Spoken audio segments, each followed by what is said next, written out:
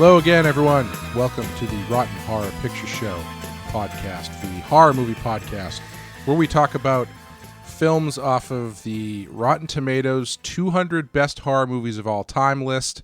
My name is Clay, and with me, as always, is Amanda. How are you doing, Amanda? Oh, I'm great. How are you? Good. I have one question for you at the start, though. Oh, God. What is it? Do you ever wonder about all the different ways of dying? You know, like violently? And wonder, like, what would be the most horrible way to die? I think it would be surrounded by old men. Yeah. And then they would pull all my clothes off and start biting me and eating me alive. Yep. That sounds about right. I mean, I think that's a universal answer. I think that's one of the, like, common phobias that lots of people have. I think so, too. And if you're wondering... if you're wondering why we brought that up, it's because today's movie is the great Return of the Living Dead from 1985. Usually on the show, we do a movie off of the 200 Best Horror Movies list that I mentioned, but every 5 episodes, we do a wild card picked by either myself or Amanda, and this time it was my pick, and I chose Return of the Living Dead, one of the premier horror comedies from the 80s, and I'm very sad that it is not on the list because I think it deserves to be. Had you seen this before? No. I had not. Resounding no. Were you aware of it? Not really. Really? Yeah. That's interesting. Yeah. It's this is one of my favorites. I've seen it many, many times. I know this is a stupid thing to say now, but this was one where I think the first time I watched it when I was a lot younger, I don't think I appreciated how funny it was. So I think I watched it for the first time thinking like, yeah, that was fine for a zombie movie, I guess. And it was only like when I came back to it a few years later and watched it again where I realized exactly what was going on, which really elevated it up the ranks in my favorites list. Yeah, I can definitely see that happening. Like, I can see if I had discovered this when I was, like 13 or 14, being kind of underwhelmed by it, but appreciating it more when I was older and realized that it's supposed to be funny. Right. Well, what's fun? Well, we can talk about it more when we get to it, but let's get through the paperwork first. Yes. We'll play the trailer real quick, and then we'll come back and talk about it.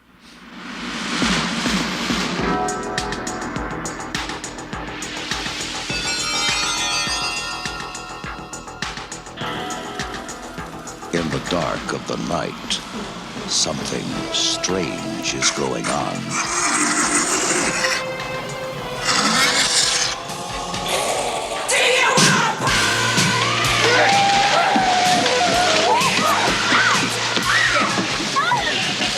You see that movie, Night of the Living Dead? Sure. They ship those bodies. Well, say hello. The dead have risen from the grave. Mister, there's 100 of those things out there. How many did you say? 100? And now the question is, how do we get them back into the ground? Bert, Frank, we have a little problem. 4 left, 10 right.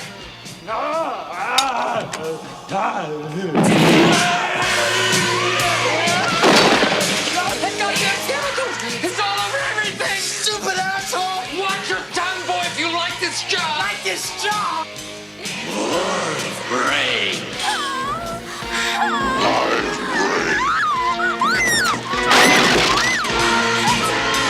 Medical science is baffled. And it's a puzzle, because technically, you're not alive. Why do you eat people? Not people. Brains. How do you kill something that's already dead? Well, how do I know, Fred? I don't know. Let me think. It's not a bad question, Bert. In that movie, they destroyed the brain to kill him. Is that what they did? The brains, right. Brains! Brain! The brain! I hit the brain. Oh! Get it off! Get it off! Get it off! Get it off! Get it off! The military is nervous. Usual crap. The police are confused.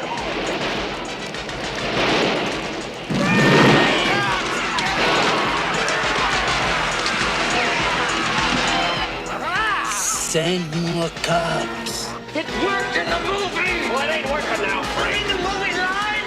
It's not a bad question, Bert. It's not a bad question, Bert. It's not a bad question, Bert. The Return of the Living Dead. All right, Return of the Living Dead, directed by Dan O'Bannon, written by Dan O'Bannon, story by Rudy Ricci, John A. Russo, and Russell Streiner, starring Clu Gulager, James Karen, Don Calfa, Linnea Quigley, and a whole lot of brains. Amanda, what happens in this movie?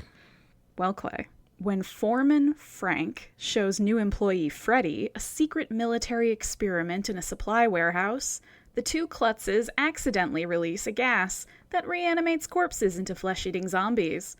As the epidemic spreads throughout Louisville, Kentucky, and the creatures satisfy their hunger in gory and outlandish ways, Frank and Freddy fight to survive with the help of their boss and a mysterious mortician.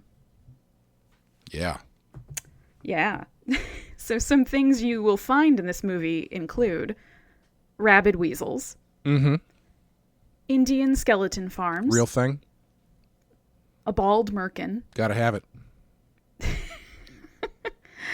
punk as a way of life and not a costume. It's the truth. And Clay, you vouched for shoehorning this one in. Questionable parenting. Well, I mean, just look at those kids. You know, those kids don't. Those kids don't come from well-rounded, solid backgrounds. You know, they're a bunch of hooligans. No, I don't know. Spider seemed pretty put together. Yeah, I mean, you know, Tina seems like she's got a good head on her shoulder. She seems like she comes from probably a fairly stable background. But no, yes, so not. I was trying to. I don't think this one probably doesn't count officially. We've reached our first one that does not feature questionable parenting as a prominent trait from the movie, unfortunately. Yeah.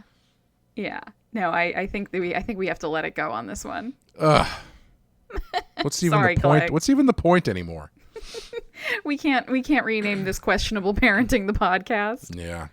Well, one thing we can keep going based off of the last handful of movies we've gone, it's come up a few times, is the idea of using based on a true story ahead of your very much not based on a true story movie. And we'd covered House of the Devil, which used a based on true events tag, which was referencing a real period of history during the Satanic Panic of the 80s and early 90s, but the story itself was not something that ever actually happened. We've got Texas Chainsaw Massacre, which it presents itself as actual events that have happened, but is only loosely based on something like a couple different real life horror stories. This one is very, very much not that, and it's very much just using it for the sake of using it. And I actually even appreciate the backflips they do, where they don't, where they, in order to use it and make it a sequel to Night of the Living Dead, which is something I'd like to get into as well. They say it's based on true events. Then in the movie, the characters talk about the fact that Night of the Living Dead also is based on true events. And what is happening in this movie is a continuation of the real life events that happened in Night of the Living Dead. And Night of the Living Dead is also a movie in this movie's reality. Right. Yes. So it's also a movie that was based on true events. Yes. I think I like it in this one. I think when we talked about House of the Devil, I was a little annoyed by the usage of it in that. Because I didn't think that the film tied itself tightly enough to that sort of source material, I guess you would say. Sure. But in this one I like it because it's funny. Yeah, it is so clearly meant to be a joke. That it's kind of hard to give it crap for it. Whereas House of the Devil and probably to an extent Texas Chainsaw Massacre, you are capitalizing on real life things that did happen in order to amplify your own story. But in this one, I mean, unless the government just did a really good job of covering it up, this never actually happened. I mean, the deep state is out to get us. Yeah. So. Well, I also like that they treat the government with about as much respect as you would could hope for from a movie like this, where it's once they stopped the zombie outbreak, they actually lost a bunch of the stuff that caused it to be zombies, and it's just in a basement somewhere. It just got misdirected. So before we talk about the movie itself directly, I did want to talk about the production history of it a little bit, because it is very fascinating. So John Russo was also involved in the making of Night of the Living Dead with George Romero in 1968. When they parted ways, Russo retained the rights to any title featuring living dead, while Romero was free to create his own series of sequels, beginning with Dawn of the Dead and then Day of the Dead and, blankety, blankety, blankety of the Dead to come after that. Russo and producer Tom Fox planned to bring Return of the Living Dead to the screen in 3D, directed by Tobe Hooper, which didn't happen because he left to do a movie called Life Force, which is a wacky-ass movie. And Dan O'Bannon was brought in to do the script, give the script a polish. It was actually based on a novel written by Russo called Return of the Living Dead, but the finished movie has very, very little relationship to the novel. And originally this was going to be a hard, serious sequel to Night of the Living Dead, but O'Bannon, out of respect for Romero, didn't want to tread too heavily on his territory. So he rewrote the whole thing and made it more of a dark comedy. The personal connection that I have to this movie and its subsequent rights weirdness is that Russo eventually took Night of the Living Dead and released it for its 30th anniversary with a bunch of added scenes newly shot to go with the movie. Which are absolutely terrible. They are really, really, really bad. And off of that, he made a sequel to this new 30th anniversary edition of Night of the Living Dead. And that sequel is a movie called Children of the Living Dead, which is a movie I hold very close to my heart as being one of the worst movies I've ever seen in my life. And it has brought my friends and I countless hours of joy watching that movie. Because it's just that bad. Yeah, just bring it up with your husband, and I'm sure the reaction that you get from him will speak volumes. All right, will do. So it's a weird right split thing going on here. And this movie actually has a lot of stuff in it that is ultimately firsts for the genre, the zombie genre. It seems to be the first usage of zombies specifically going after brains. It actually uses the word zombie in the movie, which none of Romero's movies do. It has running zombies, and it also has smart zombies. So I would actually argue this movie has as much, maybe not as much influence as Night of the Living Dead, but this is probably number 2 in how much influence it has on the genre as a whole.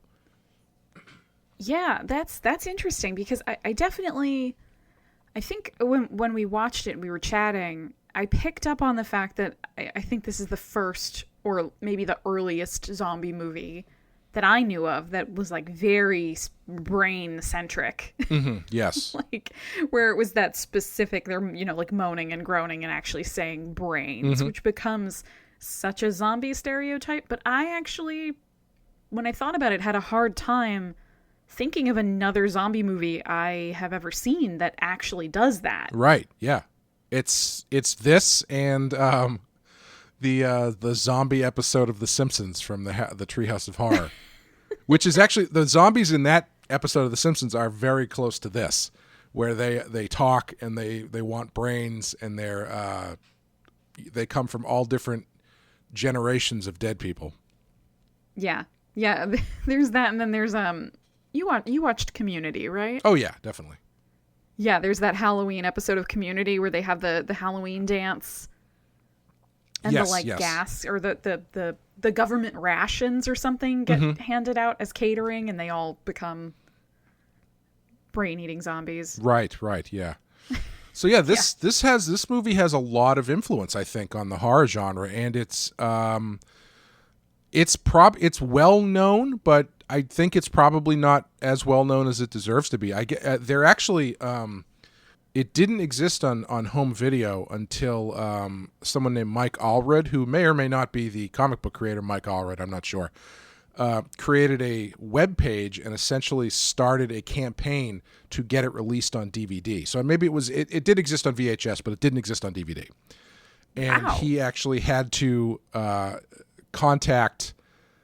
he helped Dan O'Bannon, the director, get in contact with MGM to help them work on putting it on DVD, and it has since come out on Blu-ray.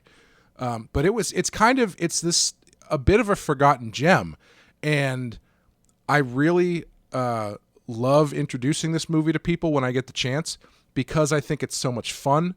Oh yeah.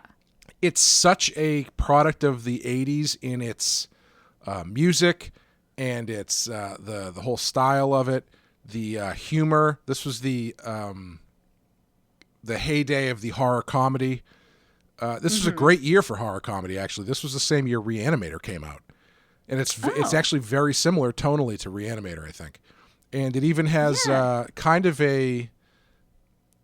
sort of like a superstar, 80s horror superstar cast of like second build people in 80s horror movies. Because it's got Clu Gulager, who was also in Nightmare on Elm Street Part 2. It's got Miguel Nunez Jr., who was also in Friday the 13th Part 5. And Linnea Quigley, who is one of the more famous, for lack of a better term, scream queen actresses. Although she was never like a final girl type character. She was always kind of like the crazy, wild character, as is very clearly on display in this movie. Yeah, the whole history of this, I wasn't aware that it was like not available for so long. It makes me feel a little bit better about the fact that I knew so little about this movie going into it, and I hadn't really encountered it in any way before. And I'm happy, I'm excited that we got to do it because I really enjoyed it. It was like it's a lot of fun to watch. Yeah, it's so great. It's to talk about the actual movie a little bit. Yeah. One of the things I love about it, so it's in this, they actually give a explanation as to what causes people to come back from the dead, which in Night of the Living Dead and subsequent movies, I love that they don't. But in this one, I love that they do because it is so, first of all, it does separate it from Night of the Living Dead, but it is also so silly and over the top. Yeah. Like it's very, very rare. I can't think of another maybe World War Z or something that involves a third act climax where they call the military and the military nukes a town. Yeah, so, maybe 28 weeks later or one of those. True. Yeah. So like tying the zombie outbreak to haphazard chemical handling by the U.S. government, I think is hilarious. And it also it takes a very integral part of generally how zombies work away, which is traditionally you shoot a zombie in the head, destroy the brain, you kill the zombie. They take that away in a spectacular manner where they don't just not die. Nothing you do can kill them. So they just keep coming back and perpetuating. Nothing you can do can stop this from happening, which I also really love. And the line that really gets me every time, which is a line that went right over my head the first time I watched it, but really pinpointed the comedy for me, is when they try to kill that first zombie and it doesn't work. And Freddy, I think his name is, says it worked in the movie. No, or Frank says it worked in the movie. I'm sorry.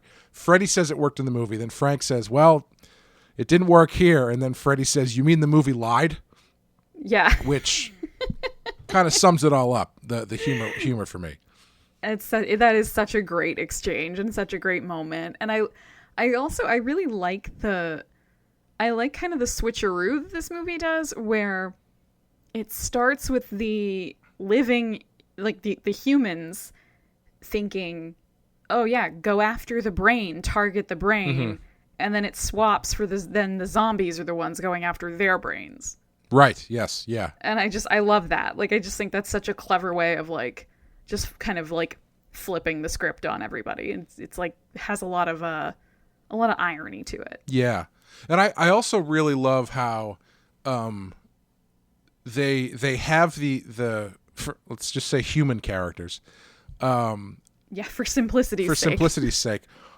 They always think that their solution is that was easy, no problem. Everything's all tied up and tidy, but they end up making it worse every time.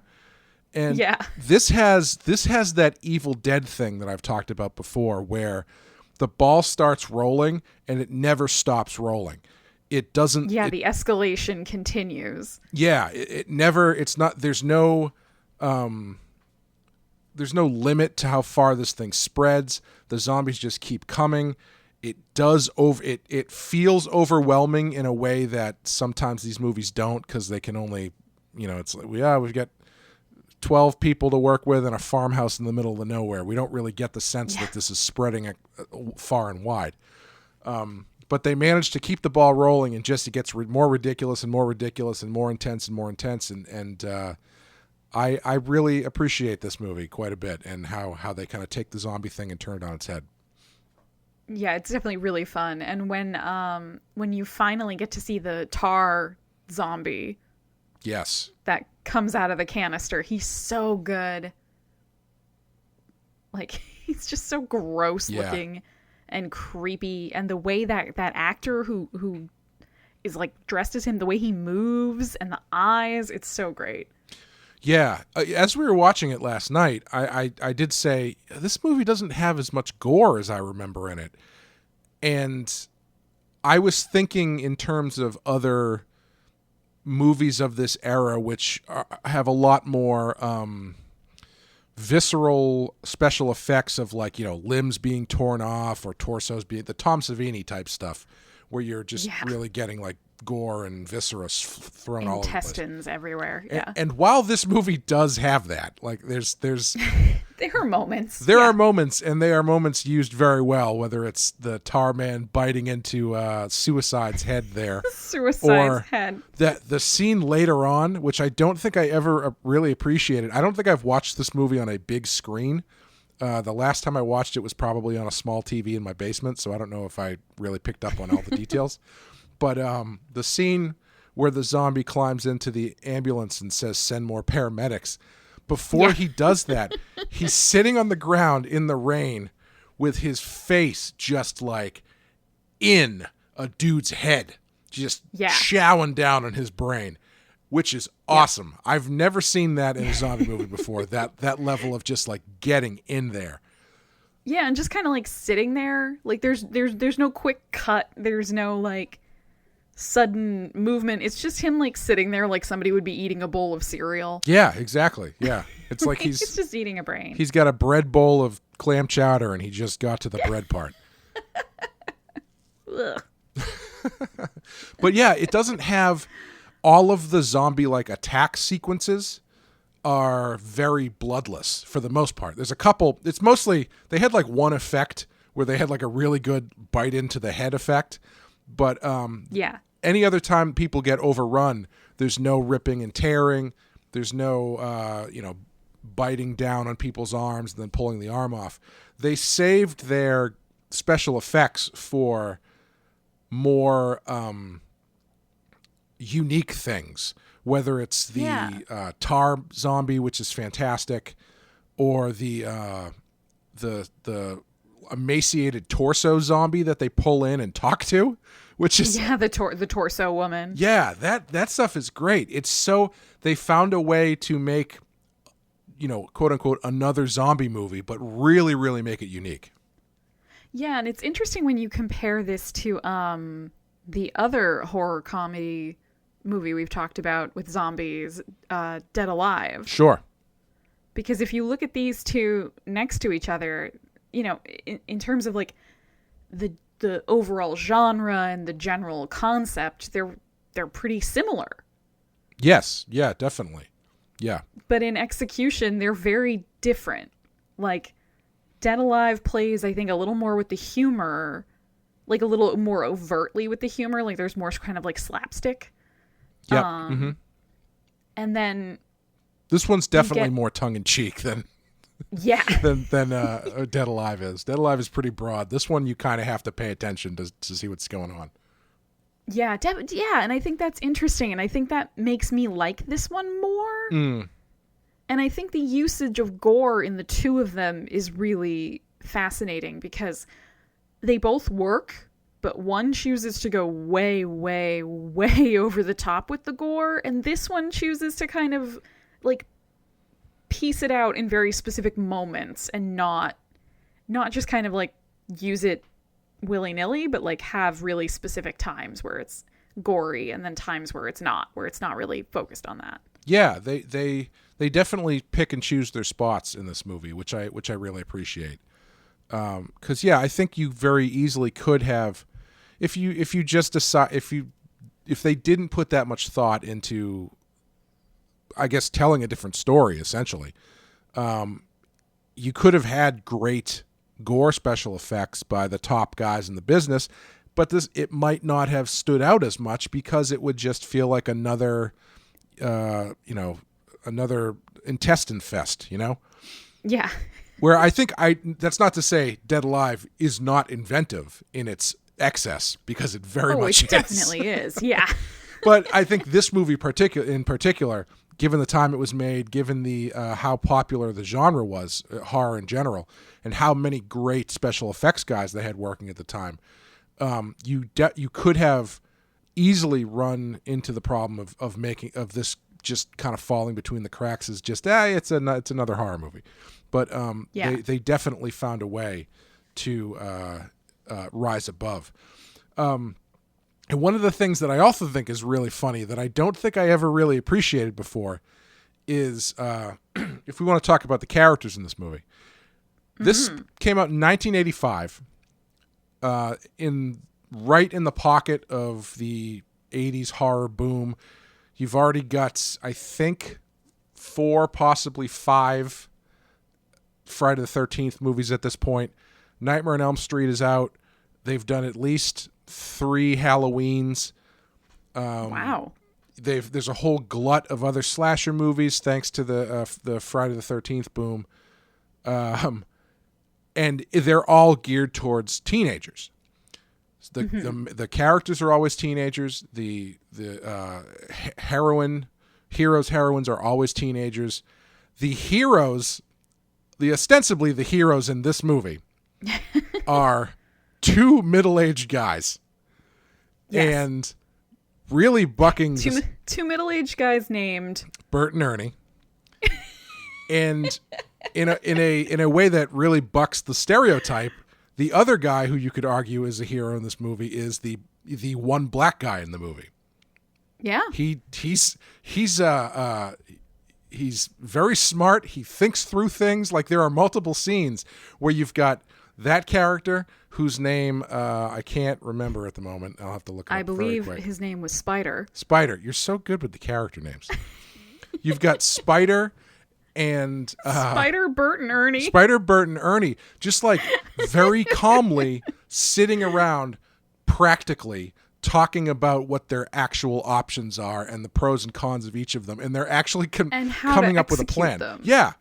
Yeah, like okay, all right. So if you go for the car and I cover you here from the door, if the zombies cut you off, then we should have somebody over here to do. And you're like, oh, wow, that's very thorough. Yeah. Yeah, and you very rarely get that kind of practicality out of characters like those or like these in movies like this, because it's always so focused on the teenagers. And in this one, the teenagers are pretty dumb across the board. Except for Spider. And like, you kind of think when this movie starts, at least I do, that Tina is going to be the main character, only because that's the way it would work in 95% of all of other movies like this. She's the normal, quote unquote, normal girl who hangs out with the weird punk crowd and, is in love with her boyfriend. And so you've got that going on. And so you assume she's going to be the main character, but then she turns out to be completely useless. Yeah, more so than anyone else, I would argue. Arguably the most useless character I've ever seen in a horror movie. She's so bad. I think that's on purpose. Like, yeah, oh, definitely. Like, because even the sort of like, she lives in denial of what's going on so much further into that movie than anybody else. Yeah, she is kind of a little bit like, what's her name? Oh, I can't remember the character from Night of the Living Dead. The girl from Night of the Living Dead, Barbara, of course, Barbara. Oh yeah. In that she's just sort of there to scream and react that way and kind of go catatonic. Funny enough. Yeah, and look afraid. Funny enough, the actor in Night of the Living Dead who says they're coming to get you, Barbara, is Russell Streiner, who is one of the writers on this movie. Oh, fun. Yeah. Yeah, it's a whole... Everybody knew each other, and then they all split and got into rights arguments with each other for 25 years. That's what happens when you do these things. Yeah, but it's just so fascinating to me that this... Like, I have to assume Dan O'Bannon must have been in his middle age when he wrote this, because it very much kind of feels like how a middle-aged man would practically handle these situations while also having to deal with a bunch of punk kids. Yeah, literally and figuratively punk kids. Yes. And speaking of the punks... I love their costumes.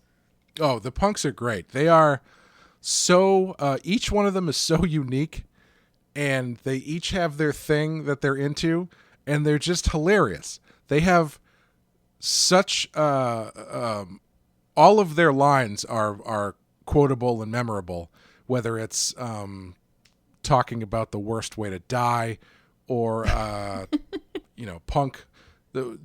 Nobody asks suicide what he thinks. He's got things to say. My favorite bit in this whole movie, which I never really picked up on before, it's just a stupid little thing, but I laughed for like legitimately 5 minutes, is when okay. Oh, I don't know the names in this movie. When Casey and Chuck, I think, are sitting in front of the mausoleum, and they're kind of just Chuck is trying to get into Casey's pants or whatever, and then she makes a snide comment about how sensitive or something suicide is, and then right after that suicide just walks across frame, goes, "Hey, fuck you, ball buster," and that's just the end of the shot. I laughed for like 5 minutes. Nobody understands me, you know that? I fucking bust my ass for you guys, and what do I get? You're spooky. Fuck you, man. Fuck you all. I like it spooky. I mean, I got something to say, you know? What do you think this is all about? You think this is a fucking costume? This is a way of life. Oh, yes. Hey, what's wrong with you, man? Show some fucking respect for the dead, will ya? Yeah, because it's so, like, they're all such ridiculous and over-the-top characters, but they are all so, like, fully themselves. Yes, yeah.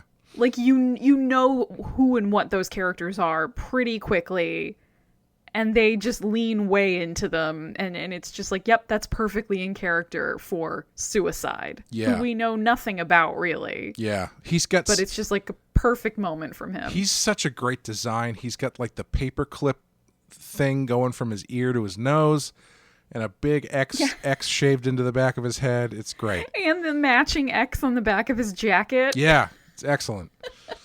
So another way that I never quite caught the first time that this was supposed to be funny is even down to the ridiculous naked dance scene that happens, which is my God. very, very famous. It's probably the first thing, next to the Tar Man, it's probably the first thing that people think of when they think of this movie. And I wonder why. Yeah. And if you don't realize that it's a comedy, again, saying that now sounds so ridiculous because it's so clearly a comedy. But if you're not expecting that, it seems so weird and so exploitative and over the top, which it is. But it's also very firmly tongue-in-cheek there as well, because as she starts taking her clothes off, someone from off-screen goes, Trash is taking her clothes off again. Like it's no, he's way more excited about it than that. He goes, it's one of the other punk with the mohawk, and he says like, "Hey, somebody get a light over here. Trash is taking her clothes off again." Okay, well there you go. Well, either way, it's like it's this something is a that happens normal all the thing time. that happens Yes, on like a Tuesday night, and they need to make sure that they all gather around and enjoy it. Yeah, it's so weird, but it's so clearly played for the ridiculousness of it. And it's so great the way it comes back later when she comes back as a zombie. Yes. Like when the same that same stupid song starts playing. Yes. And so we did mention in one of the things you'll find in this movie are bald merkins, and the history behind that. And even as a young lad with no experience with the opposite sex, I realized something wasn't quite right when she took her pants off. You're like, that looks like something's maybe missing. Yeah, she looks like a Barbie doll, essentially. Yeah. And apparently what happened was initially, this is based on, I do know that at least half of this is true, but this is based on an IMDb trivia that I'm going to be reading here. Boy. She initially was completely naked and showed pubic hair, as was the norm in the early 80s. Their words, not mine. However, the producer visited the shoot that day and, according to himself and others, threw a fit, yelling at the director that, quote, "You can't show pubic hair on television." Dan sent Linnea Quigley away and had her completely shaved, which coincidentally she found to be the most embarrassing part of the whole thing. Then they did another shoot. Oh my God. Then they did another shoot, to which the producer cried out, "Oh God, it's even worse. You can see everything." Well, yeah. What did he think? Oh my God. At this point, they sent Linnea Quigley over to the special effects guys, where they made an alginate crotch piece resembling the bottom of a G-string and glued it on, which she said was a bit of a problem. Every time she had to go to the bathroom, they had to remove it. And so that's why she looks like a mannequin. It's really weird. Oh, that just sounds so painful. Yeah. And the thing that makes something glued. The thing that makes it so much weirder when you're watching it is that she's wearing these really weird, like, front tearaway pants. So she's got like tearaway shorts. Yeah, she's got these big long like wool socks that are like thigh highs. And then I definitely have those socks. I'm not kidding. And then she's got like these black leather pants on, shorts on. Mm-hmm. And at a certain point she gets up on the thing and she just pulls the front of the pants off. Like you can still see the pants are still on. But she pulls them. It's like a window. Yeah, it's like she's wearing reverse like assless chaps backwards, and she just pulls the thing off. Chaps? Yeah, crotchless chaps, I guess. It's really strange, and so the fact that she does that draws your attention to the crotchal area, the crotchal region, as they would say, doctors call as it, they would say in Anchorman. And so you're looking at it. And you're just, you're staring at it. And it just looks really weird. So I think they probably could have solved the problem with just not having those very specific pants. But I mean, I really wonder, like, who made that decision? And then what was it like as the costuming person to have, like, the director or whoever come up to you and be like, okay, I need you to design a pair of shorts where the front half can just be ripped off. Yeah, at any time. And you're like, wait, but why? No, we need them to be like this. Okay, but why? I'll give it to them. It's an incredibly memorable scene. It's a more memorable nude scene than most you'd probably see in these movies at this time. I don't think I will personally ever forget it. Yeah. Are you going to start saying that your pink hair is in tribute to Trash from Return of the Living Dead? Hey, my hair is pink. Hers is red. That's true. Yeah, that's a good point. They're very different. She's got like a David Bowie sort of thing going on. That's true. Yes, she's got some weird, interesting like eye makeup, like veins and stuff around her eyes that are kind of cool.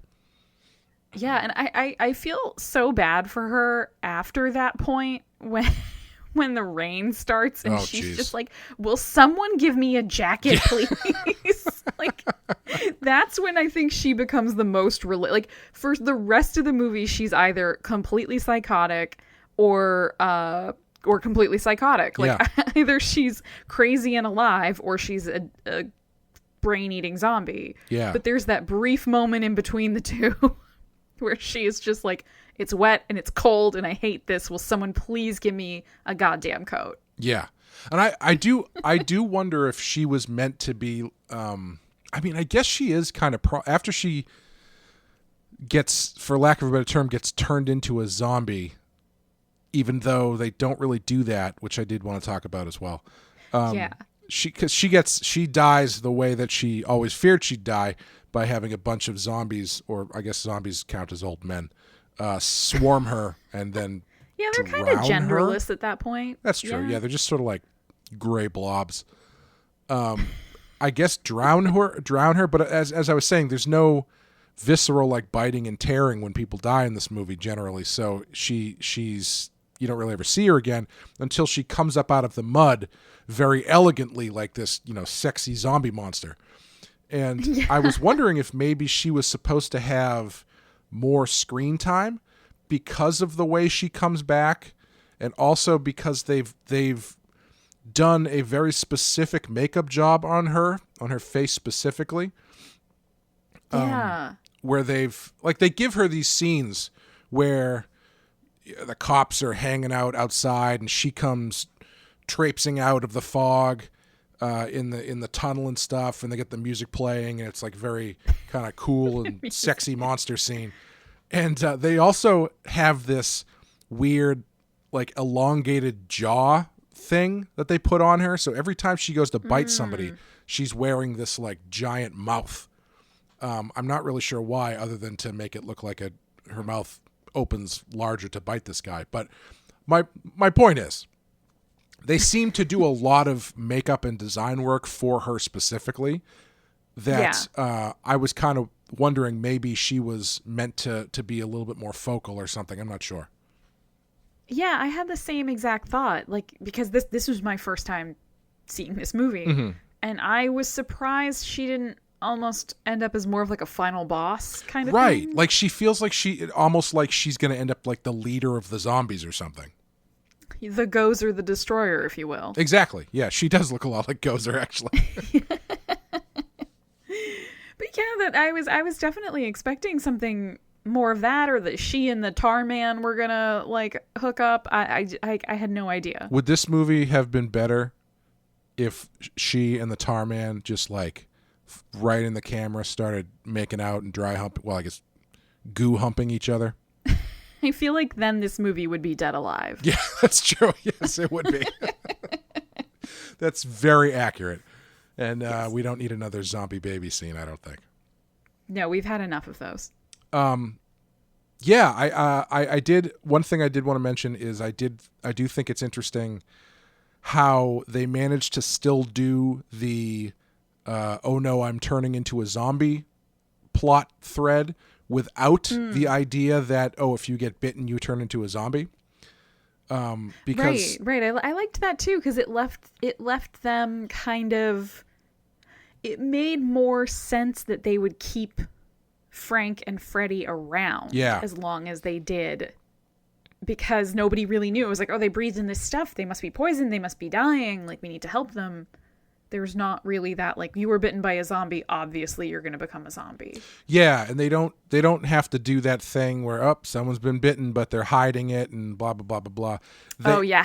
They replaced that. You mean the Walking Dead move? Yes, the every 2 episodes of The Walking Dead, yeah. They replaced that with this gas that eventually ends up killing them and turning them into zombies, but nobody knows what's going on, so they just keep getting worse and worse and worse, and everybody just keeps freaking out about it. Instead of it being like it's still melodramatic, but it's not that same kind of melodrama around the "oh no, I've been bitten" thing. It's a lot more fun and a lot more hectic. It's still melodramatic, especially once Tina's in the mix. Oh yeah. The she makes everything melodramatic.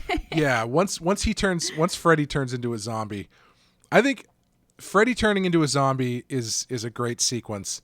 But I think the MVP of this movie for me is Frank.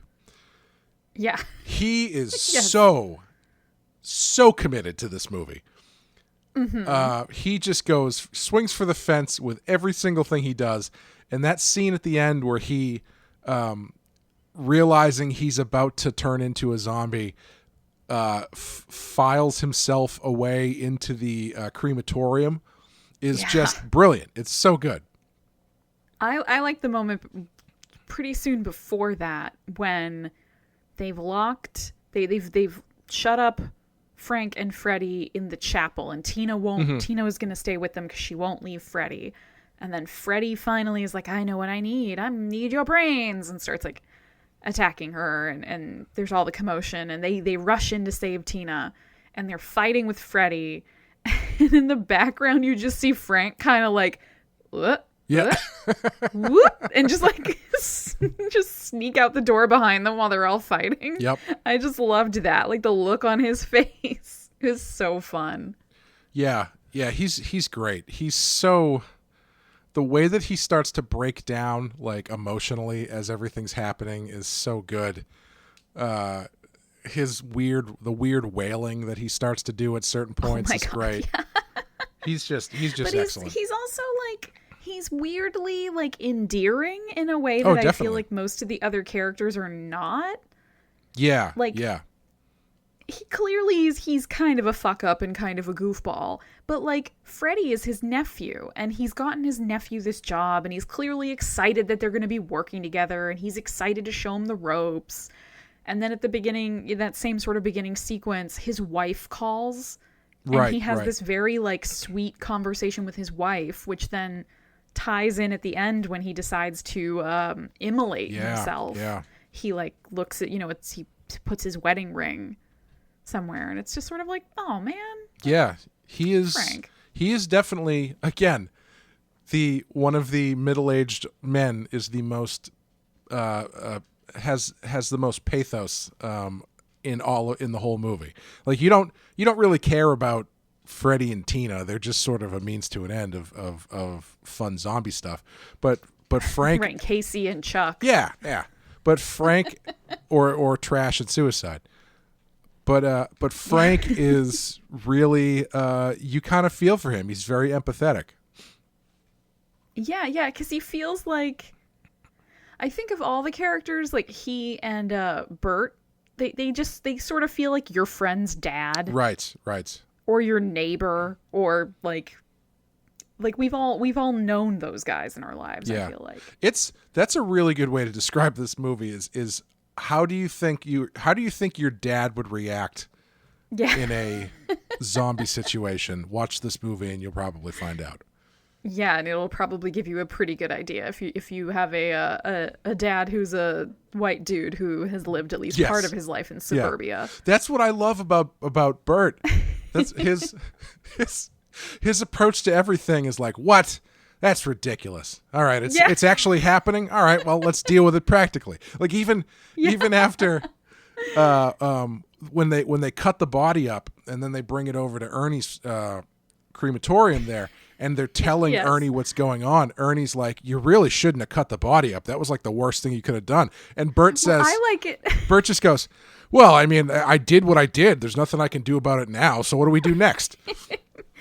I even like just before that when they've brought it in trash, cut up in trash bags, and they just say, well, it's weasels. Yeah. Rabid weasels. Yeah. And, we got to get rid of them somehow. And Ernie's just like, oh, okay, here, I got a gun. Like, right. Take them outside. We'll put them out of their misery. And then, yeah, sure. Then I'll burn them in the crematorium for you. Even it's all there, very matter of fact. Even there, the practicality of all the older characters in this movie is like, after Ernie sees the truth by getting grabbed by the severed arm, Bert sits him down and he's like, okay, all right, I got to tell you something crazy. And then they cut away, and then when they come back, Ernie's like, yeah, that's pretty weird, but I guess we should probably deal with this. Like he doesn't really fight back. He's like, all right, well, I guess that's what's happening. How do we deal with it? Yeah, there's none of that like kind of stereotypical melodramatic, like, I don't believe it. This is some sort of prank moment. Right. Yeah. Like, skip right past all of that. We have work to do. Yes. Do you have a favorite zombie? I think I love so many of them. Mm-hmm. I don't even know if this one necessarily counts, but I just love because they reuse the shot twice of the skeleton sitting up in the grave and opening its eyes, and then the like, do you want a party music starts. Mm-hmm. And I related to that. That was me at the age of 22. Nice. Just like rising from my grave every day and straight into Do You Want a Party? Yeah, 21 was naked dancing on tombstones, but 22 was dealing with the next day. Yeah. I mean, there was some overlap. One usually led to the other, and then the other led back to, That's fair, the whole 9 yards. But I mean, the Tar Man is so good. He's so great, yeah. Like, I don't know how I could ignore, like, I don't know how I could pick one over that one, even though there are a lot of really fun zombies in this. Yeah. I feel like my dark horse favorite zombie is, I think he's supposed to be a torso who is then runs after, I think it's Ernie, on the stumps of his legs. But I believe they got a little person to play said character, and it's just so. I missed that one. Oh my god, it's so weird because Ernie leaves the crematorium or the morgue or whatever, and he kind of walks down. And then he just looks down, and one of the paramedics is on the ground, and this thing is eating its head. And the thing looks up at him and goes, "Rah!" And so Ernie starts running back, and the thing just like hobbles after him really quickly on like what I think is supposed to be the stubs of his like severed legs and stuff. It's really, really weird. I'm gonna have to go back and look for this one. I must have been like getting a beer or taking a bathroom break or something, because I feel like I should have remembered this and I don't. Yeah, it's real strange. Oh, that's great.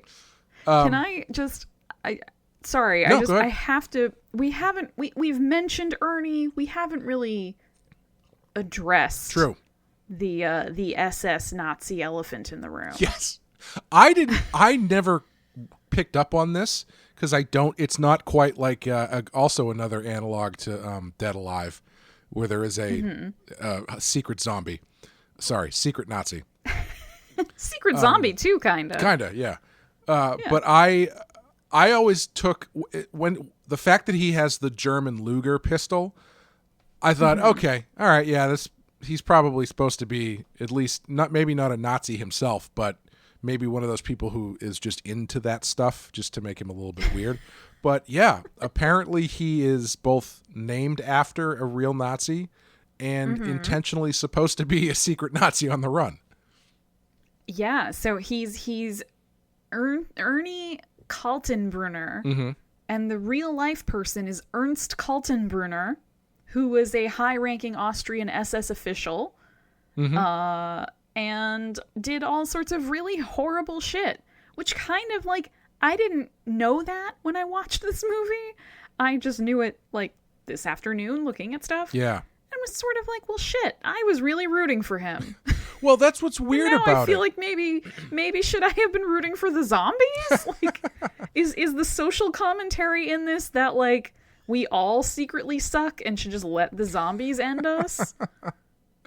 I think that's definitely the subtext of Night of the Living Dead. I don't know about this one specifically. Yeah. Sure. Yeah, I find that to be such a strange detail. I guess he has a poster of Ava Braun in his office as well. Oh, jeez. Yeah. Well, he speaks German at some point. And I noticed that it's a very brief, like, throwaway. Oh, really? I don't know if you caught it, but like, so because I am hard of hearing, I have subtitles on all the time. Sure. So I caught that there was like one sentence where he says something in German, and that plus the pistol got me like, wait a minute. Huh. What is happening here? Yeah, it's such a strange detail because it never comes up. Or it doesn't factor into his character at all. Like, they don't have to talk about it, but it's not like he doesn't give off a kind of SS does vibe. though. Like, well, but he's still, he's a, like, he was Heinrich Himmler before, or like after Himmler. Like, so it's sort of like, yeah, he's putting, I mean, there are dead bodies, but he's putting people in ovens. Sure. And so there's just like, I don't know, it feels really weird to me in retrospect, where I'm sort of thinking like, is there a commentary in this movie about genocide and about anti-Semitism? Like, am I supposed to be getting way more high-minded with this than I thought I was? Yeah, and it's kind of left me at loose ends. I don't know what to think. But at the same time, it's not like when they show him the zombies. I guess he is kind of fascinated later, but it's not like he's like, ooh, this is interesting. I'd love to run some tests on these severed limbs. He's the one who's like, you can't come in here. This is illegal. It's right. Like, he's so normal seeming. Right. In this world, at least. And when he does, quote unquote, run an experiment where they pull the torso zombie in and talk to it, he's not doing that at least doesn't seem like he's doing that out of any sort of like weird Nazi predilection for creepy science. He's just doing it it's a very practical decision. It is, but there is also, I think, a level of like weird excitement to him in that exchange. Sure. Like, he's definitely kind of like, he definitely kind of grins a few times and is a little bit like, whoa, guys, check this out. Isn't this like cool? And everybody else is like, no, not cool. Get that fucking thing out of here. That's true. That is true. Yeah, but it's so weird because, like you were saying, it's not really brought up in any explicit way. There's hints at it, but there's no like pointed like, let's bring your attention to this. There's at no point does he say something like, if he said something kind of blatantly racist or was like, leave the girl, she looks like she might be Jewish, and, leave the black guy because who needs them? Let's get out of here. Then I'd be like, aha, Nazi. Yeah. Or if he's like really enamored with suicide because he thinks suicide is like a perfect human specimen of the Aryan race. Like even if there was just that, even if there wasn't anything like too obvious, I don't know, it's such a weird he doesn't even have an accent. Like, he seems like he's just from New Jersey or something. Yeah. Yeah, and I guess I just keep coming back to it's just a very weird decision, I think, for the writers to include this, where it's not even just like, it's not like his name was like, something that halfway reference a prominent Nazi. It's like, no, it's the same name. Right. Yeah. I think my theory is that between this and Dead Alive, both having similar things in it, I think it was just sort of a remnant of the culture of this idea that there were secret Nazis out there who ran away or who escaped persecution. Sorry, that's not the right word. Prosecution. There we go. Who escaped prosecution. And so it's always kind of like... Wow, Clay. Well, now who's the secret Nazi, right? That's going to be the reveal at the end of this. It's questionable parenting because none of these people grew up in the motherland is what I'm trying to say. I see. It all makes sense now. But, there was this idea in the culture that there were still secret Nazis out there, so it's kind of a funny idea to think that maybe this weird guy is a secret Nazi. So it might be part of I feel like it's probably closer to that than it is Dan O'Bannon making some grand statement about subtextual statement about society and the Holocaust or something. Yeah, no, that's a really good point, that it's more just like maybe even another layer of ways to scare people, where it's a little bit like you don't like, there are the obvious monsters and then there are the less obvious monsters, and you don't always know who your neighbor is. Right. Yeah. Yeah. There's like a little bit of that in it, I guess, too. Although, that being said, knowing that that guy is named after a literal Nazi and was supposed to be a Nazi on the run, it is interesting that what happens is putting this body into a oven then essentially causes all of these people to come back for revenge, for lack of a better term. So maybe there is something that, I don't know. Maybe it's just, who knows? Yeah. I mean, we could go real far with this and talk about how he ends up hiding in an attic. That's true. 100%. Yeah. Guys, we've developed a whole new World War II fascist reading of Return of the Living Dead. Yeah. Yeah. This has gone off the rails. When does it not? That's true. The body count, incalculable, because they kill a lot of people. Nobody survives, and they nuke an entire town. I do think they say it is calculable, because I think they say after they drop the nuke that only 4,000 people were killed. Only 4,000. So is this our movie with the highest body count so far then? I think so. Yeah, so far. This one might win. Yeah. Unless we do. Well, no, I mean, I guess you could argue with A Quiet Place. That's true. There's like 7 billion people dead. That's true. I think one of those newspapers tells us how many people were dead. Oh man. The soundtrack is full of great mid-'80s punk and kind of thrash stuff. It's got songs by the Cramps and the Damned, and a band called SSQ, which I'm not familiar with. Yeah, I don't know them. And the song Party Time, which they use twice, which is a great song, by 45 Grave. It's a great soundtrack. It's a soundtrack where I keep, every time I see it pop up as something, I think someone might have just put it out on vinyl, or maybe I saw it come out for a record store day or something. My first instinct is, maybe I should pick that up. And then I'm like, I don't know. I'm not really, the punk stuff doesn't really interest me. Having watched it again, I do think it's one that I would like to have. You've changed your mind. I have, because those songs are so much fun.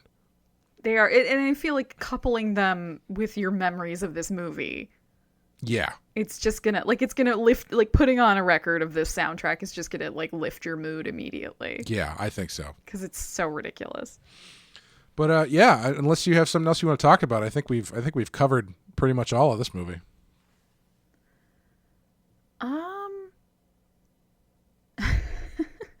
I don't know. I guess I would just, a disclaimer to my fellow dog lovers. There are quote unquote split dogs in this, which, is that a real thing? Here's a question. Is any of the science in this even a little bit a real thing? Well, I mean, they do experiments on cadavers, obviously. I assume. Right, so are Ernie's rigor mortis experiments, I have no idea. Is anything that he says close to reality? I have no idea. Come on, you have a PhD in biology, right? Yeah, but I never use it. But yes, there are split dogs which are used as anatomical models. Which and is when the split dog thing is so great, because it's such a good first step into the zombie thing, where they've got these for lack of a better term, I guess, I don't know if you call them mummified, but they're half dogs that have the internal organs in them, so they're anatomically used as science aids or something. Veterinarian educational tools. Instead of just having it on a poster, in your veterinarian's office like they do in real life. They have an actual split dog. And so to have a half of a dog that's like kicking its legs and barking be your entranceway into what is about to happen, I think is genius. Yeah, I liked that. And then there was a board nearby when that same shot, I think, that had like butterflies pinned to it. Yep. And when the gas is released, even the butterflies start flapping their wings again. Yeah, it's great. So I just thought that was a cool shot. I thought that was worth bringing up. Interesting. They do a similar thing in Re-Animator as well. Although the first, outside of the first kind of cold open to Re-Animator, the first step into what's going to happen is the reanimation of a dead cat. So it's interesting that these movies came out in the same year because they are very similar tonally as far as the subject matter and the way it's approached. I thought maybe this was after Re-Animator, so they were kind of like taking a cue from that, but they were the same year, so I guess it was just in the air to have a darkly humorous movie about people coming back to life. But I feel like that kind of thing happens, though. Like, every so often it'll just be like, well, now there's going to be 2 movies coming out about the Middle Ages, or, right. you know what I mean? Like, I feel like that we've had a bunch of those in the past. Yeah, like Deep Impact and Armageddon. Yes, thank you. I kept thinking Armageddon, and I could not think of what the other one was. Deep Impact. Done. Yeah, so I think that's going to do it. This is not on the list because it is a wild card pick. How do you feel about it? Do you think it should be on the list? I think it should. If for nothing else, but it establishes so many things that we now think of as almost like trite and stereotypical about zombies in zombie films, like the whole brains thing. Yep. And I just think it's kind of remarkable to not have a movie that has influenced the genre for so long at this point. To just like leave it off of the list wholesale seems wrong. Yeah, I agree with all of that, and I think it's just... I think if Dead Alive is going to be on the list, I think this absolutely should be on the list. Yeah. Especially, agreed. Especially with a 92%. I don't know what the adjusted score for that is. Wow. But it's I think I might have neglected to mention that at the beginning, but it is a Rotten Tomatoes score of 92. Which is the same really high. Which is the same as The Fly. Wow. Yeah. And just scrolling through this list, there are plenty of movies on here that I would switch out for Return of the Living Dead in a heartbeat. So I think it is an omission. We are going to have so many issues with this list. I know. Yeah. Well, hey, by the time this comes out, it may be on the list. I don't know, depending on how things shift around. Rotten Tomatoes is just going to keep changing this list and adding things that we say isn't on it to make us sound like liars. Yeah. Yeah. Hey, I'm ready to play that game if they are. Anyway, that's going to do it for Return of the Living Dead. Next time, I'm going to hit the randomizer. Beep, boop, boop, beep, boop, boop, boop, boop. And we will be watching number 56, the Brian De Palma classic, Carrie. Ooh. We've had a pretty good run so far in this. Yeah. The last few have been, we've had Texas Chainsaw, The Fly, Return of the Living Dead, and now Carrie. It's a good run we've been on so far. Yeah, we've been hitting some of the big ones. Yeah, yeah. It's still weird. The numbers we've been, there's so many areas of numbers we have not hit, if that makes sense. Like, it just seems like there's a lot that we haven't gotten. We haven't quite sampled the entire list yet. I mean, we are only 15 episodes into that's the true 200 movie list. That's true. And 3 of our episodes have been our own picks. I'm very impatient. You're just eager to get to all the material. I really am. I really enjoy watching and talking about these movies. And hopefully you do too, because if you don't, you let me know. We can stop doing this. And this podcast is over. You heard it here first. Yeah. No. This is really fun, and I am very much looking forward to Carrie. Good. I'm glad to hear it. So if you enjoyed what you listened to tonight, today, tomorrow, if you want to give us a rating or review on iTunes, that would be awesome. And yeah, thanks for stopping by, and we will talk to you next time. Thanks, guys. Bye, everybody.